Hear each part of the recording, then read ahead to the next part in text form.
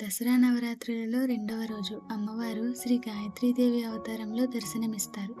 ఈరోజు అమ్మవారి కోసం గుగ్గిళ్ళు చేసేద్దాం. ఒక కప్పు శనగల్ని ముందు రోజు రాత్రే నానబెట్టి పెట్టుకోండి.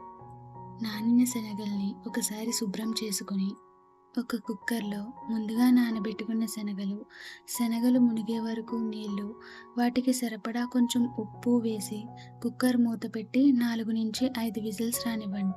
తాలింపు కోసం 2 చెంచాల నూనె, అందులోనే తాలింపు గింజలు వేసి తాలింపు చిటపటలాడాక కొంచెం ఇంగువ వేసి కరివేపాకు కూడా వేసి కరివేపాకు చిటపటలాడాక ముందుగానే ఉడకబెట్టి ఉంచుకున్న శనగలు వేసి 2 నిమిషాలు వేయించి అమ్మవారికి నైవేద్యం పెట్టేయడమే. ఇది రెండవ రోజు ప్రసాదం.